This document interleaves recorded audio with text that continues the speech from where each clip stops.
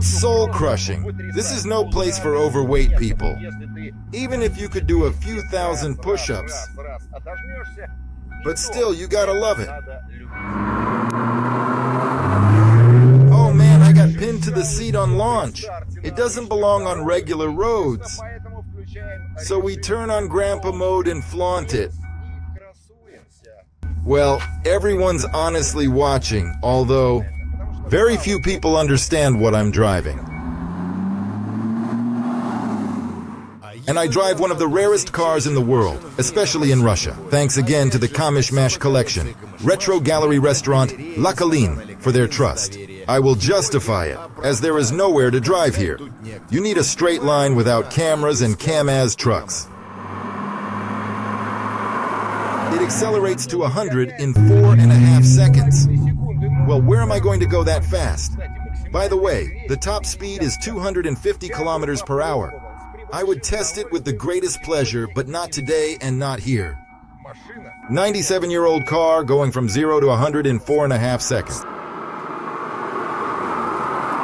Even in comfort mode, you can feel with your whole body how stable and balanced the car is.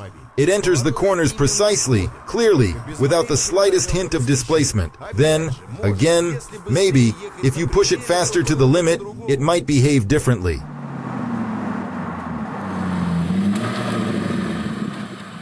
I must rest my weary limbs and introduce you to this car. Please, meet the Panoz Roadster. In Russian, it may not sound ideal. Get over it.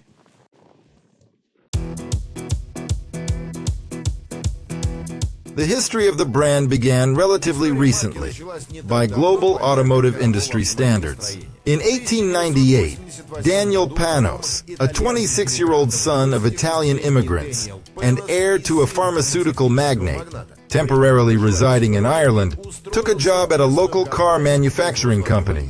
He enjoyed his time there, but the company went bankrupt, so he bought the license to manufacture chassis.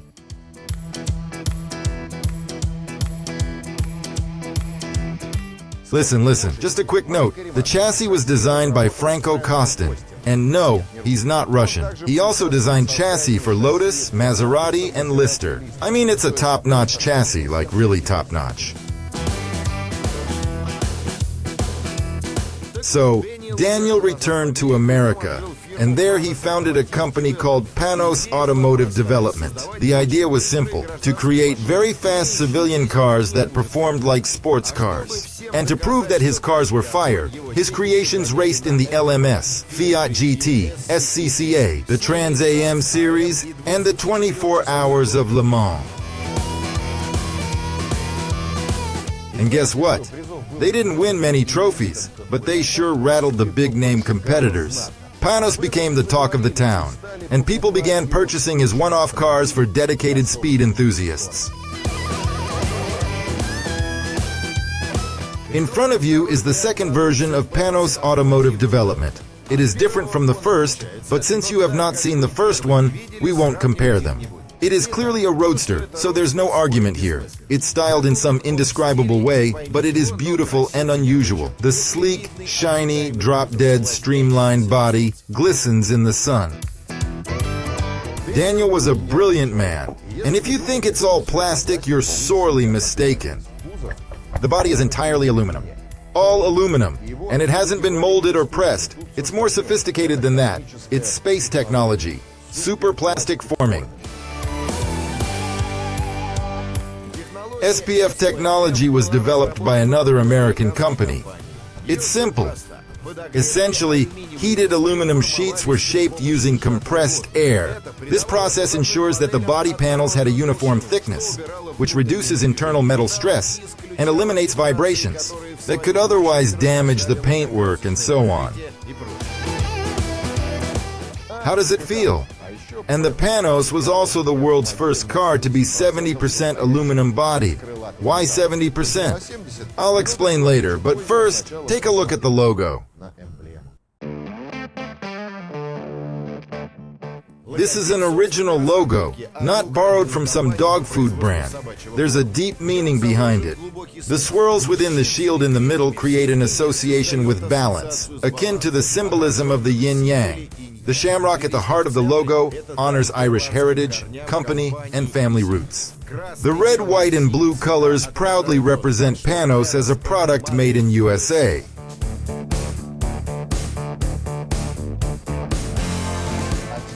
And now, why 70%?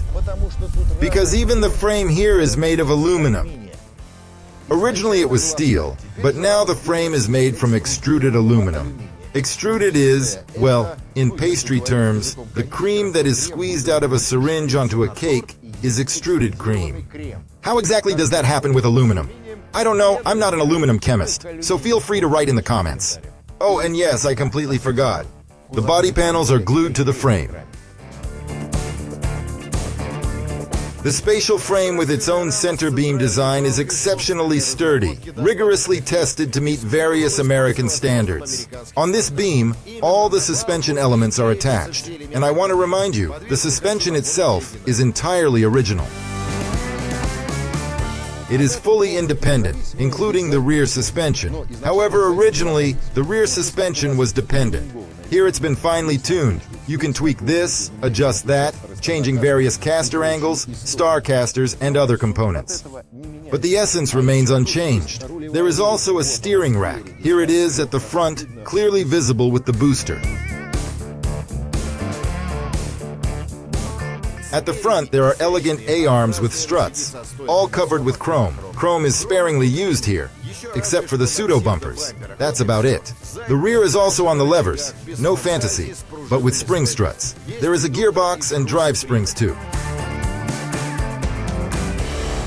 And now the crucial point. Panoz is essentially an idea, a constructor, a brilliant compilation. The foundation of all the cars was typically based on someone else's machinery, often sourced from Ford.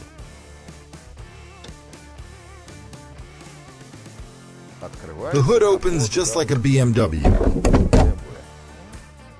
And the mechanism here is also like a BMW. Now about the Ford engine. Just by looking at it, you can see why the car has that appearance. It's like the car has been wrapped around the engine. And the hood's lifting angle, of course, is not that great.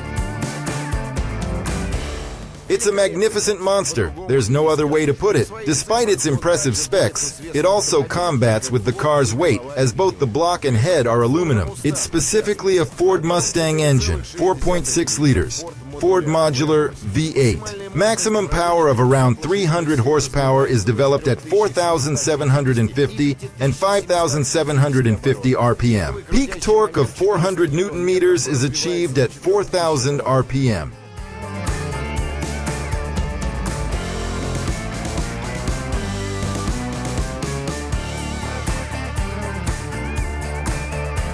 The car is expensive, requires a lot of care. Well, you all remember this movement.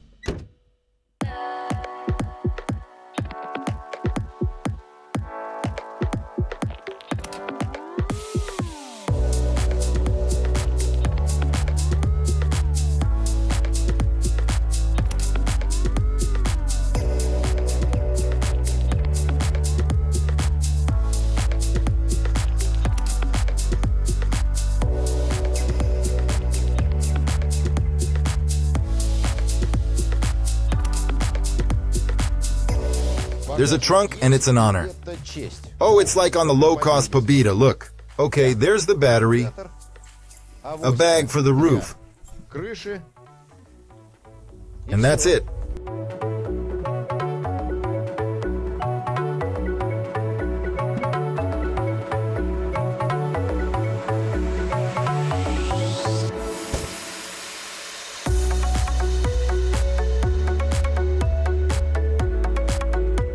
Right, now we're back behind the wheel. The door is here just so you don't have to lift your feet too high. Can you imagine if you installed a folding roof?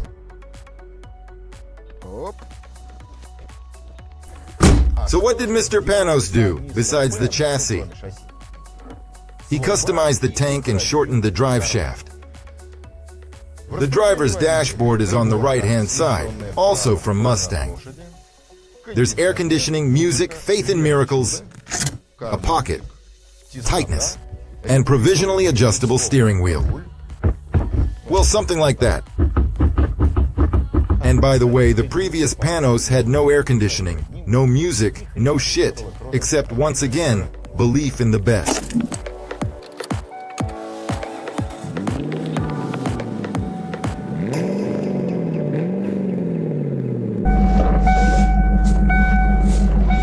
Excuse me, comrades. Something is beeping. We couldn't determine the cause. No offense.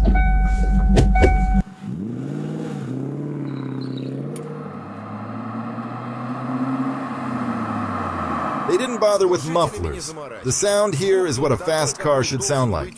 And the main thing is not to go too heavy on the accelerator. There are no stabilization systems like we're used to today. There's nothing here at all. It's straightforward rear-wheel drive. No, I don't usually like to take off like this, but I must confess it's a delight. In this automobile, you can truly feel the 50-50 weight distribution across the axles. By the way, the windshield here is from a Volkswagen New Beetle. It's so stiff. The weight of the car is very low, just 1,160 kilograms. That is roughly 1 horse per 4 kilograms, which, you will agree, is quite impressive. The low center of gravity also contributes to good handling. A low car is 1,194 millimeters in height, while a wide car is 1,943 millimeters in width. Oh, I better watch out for the car's undercarriage, it's low. We did good, by the way. These cars were sold in kits. That means boxes were delivered to you, and you assembled the car yourself. Kamishmash sometimes did it. But it's really tight in here. Tough, challenging, but great. I can't help but complain and marvel at the same time. That's the contradiction.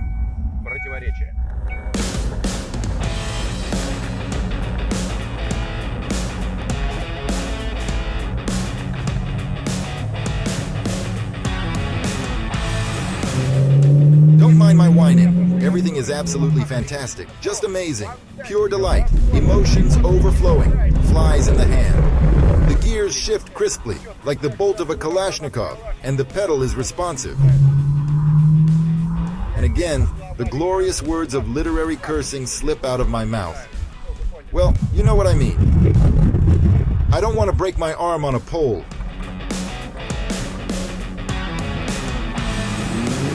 Fuel consumption, which no one really cared about back then, was not exactly small, but averaged around 20 to 25 liters per 100 kilometers.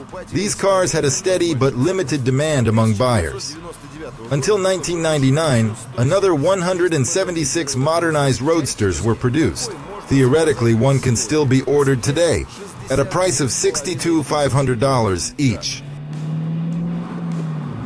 A machine for sensations, a machine for speed enthusiasts, a unique toy. That'll be all. Have a nice day. The hunt continuous, and I'm out.